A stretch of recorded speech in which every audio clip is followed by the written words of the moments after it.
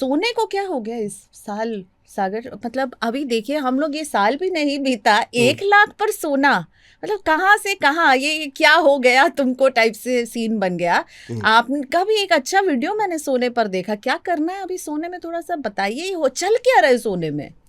सोना देखिए देश की इकोनॉमी का ना, या यूं कहूं तो सोना देश पर तो नहीं, पूरी दुनिया की इकोनॉमी का एक इंडिकेटर होता है। आरबीआई ने भी बढ़ा दी अपनी होल्डिंग अभी, हाँ, भारतीय रिजर्व बैंक ने सोना ज्यादा खरीदा है अभी।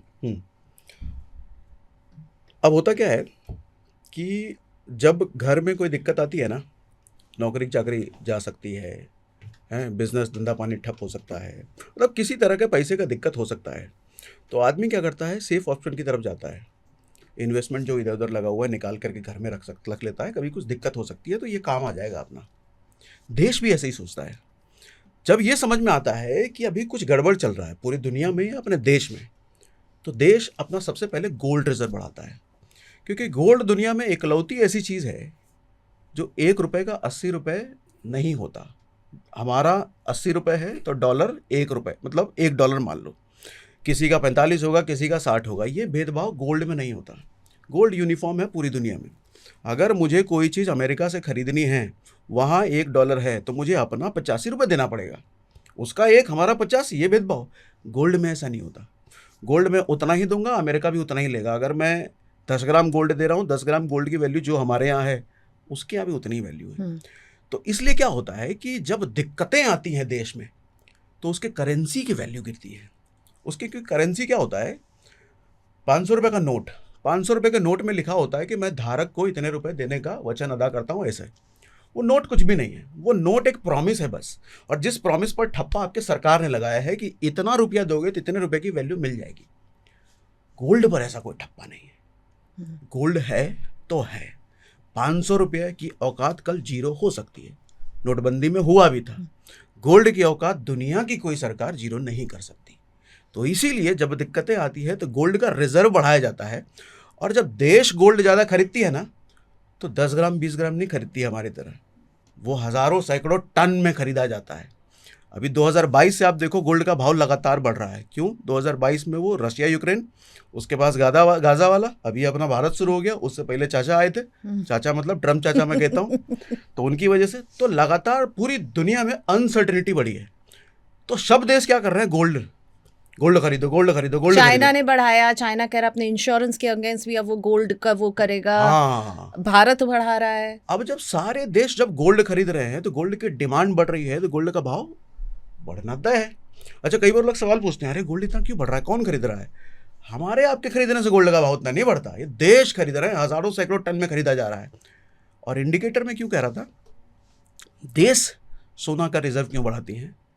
जब दिक्कतें, जो हम बात कर रहे थे, अच्छा जब दिक्कतें हैं तो समझ लो आपके जो भी इन्वेस्टमेंट है, stock investment, SIP investment, ETF investment, कुछ भी शॉर्ट टर्म में कुछ अच्छा रिटर्न नहीं देने वाले हैं, क्योंकि गोल्ड भाग रहा है। अच्छा, गोल्ड जब चरम पर है तो ये एक इंडिकेटर है कि इकोनॉमी खतरे में है।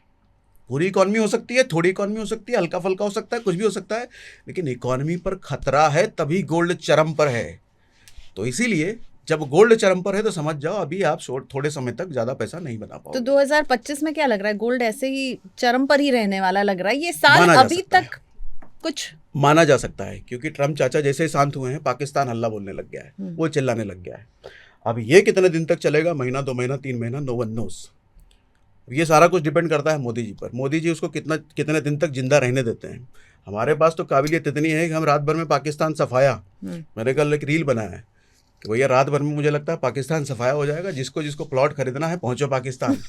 हमारे यहाँ जितना पैसा 100 गज के लिए देना पड़ता है उसमें पूरा लाहौर मिलेगा वहाँ। तो यानी कि आपको लग रहा है कि 2025 वो साल है कि चुपचाप बैठ करके देखो, काम धंधा करते रहो, देखो नहीं, अपना काम करते अपना रहो। काम, हाँ अपना काम करते रहो। हाँ। लेकिन अभी ज्यादा ना टेंशन लेने का है ना टेंशन देने का है, जो चल रहा है चलने दो उसको। एकदम। और भारत में आप हो, भारत में होने का सबसे बड़ा फायदा ही यही है कि आपको टेंशन लेने की जरूरत नहीं है।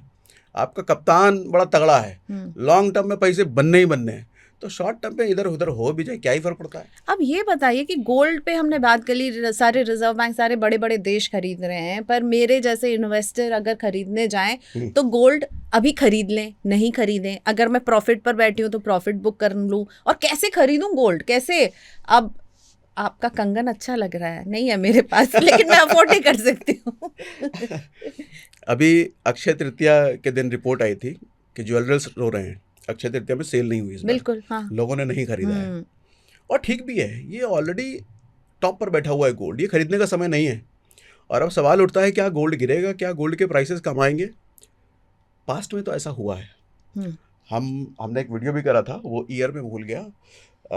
उस वक्त क्या हुआ था कि ऐसे कुछ वॉर हुआ था, तो गोल्ड वॉर के बाद गोल्ड अपना 60% प्राइस से नीचे आ गया था। तो 60% प्राइस नीचे आना मतलब ऑलमोस्ट क्रैश। तो लोग पूछते हैं ना गोल्ड कभी क्रैश हो सकता है क्या? पास्ट में तो हुआ है, फ्रिक्वेंटली नहीं होता, पास्ट में ऐसा हुआ है। तो फ्यूचर में हो सकता है क्या? पॉसिबिलिटी। अगर ट्रम्प अभी उधर चुपचाप बैठा है, 3 महीने का उसका है, 3 महीने बाद वो फिर से जागेगा, क्या करेगा पता नहीं। पाकिस्तान का भी इधर चल रहा है। ये सब कुछ अगर बहुत अच्छा हो जाए तो गोल्ड क्रैश हो सकता है, 30-40% गिर सकता है प्राइस।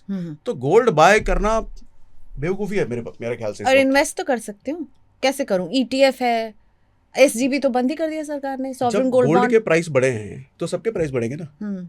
म्यूचुअल गोल्ड का जो म्यूचुअल फंड है उसके भी प्राइस बढ़ेंगे, ETF है जो उसके प्राइस बढ़ेंगे। तो गोल्ड से भी दूरी बनाने का समय है, गोल्ड में डालने का समय नहीं है। और प्रॉफिट अगर किसी को हो रहा है जिसने पहले डाला है तो बुक करे प्रॉफिट, ETF में निवेश अगर जरूरत है कर ले, जरूरत है अगर जरूरत है तो कर ले, नहीं जरूरत है तो बिल्कुल मत निकालो। इस सिप से तो नींद टूटती है, लेकिन केवल जागना नहीं, आगे भी तो बढ़ना है। उसके लिए चाहिए एक और सिप। हर महीने छोटी छोटी रकम के इंस्टॉलमेंट यानी सिस्टमैटिक इन्वेस्टमेंट प्लान से शुरू कीजिए निवेश। लेकिन पैसे बढ़ाने वाली कौन सी सिप आपके लिए रहेगी अच्छी? म्यूचुअल फंड सिप से जुड़े हर सवाल का जवाब, मेरी सिप मेरा सवाल। सोमवार से शुक्रवार 4 बजे मिलेंगे हम सिर्फ मनी 9 पर।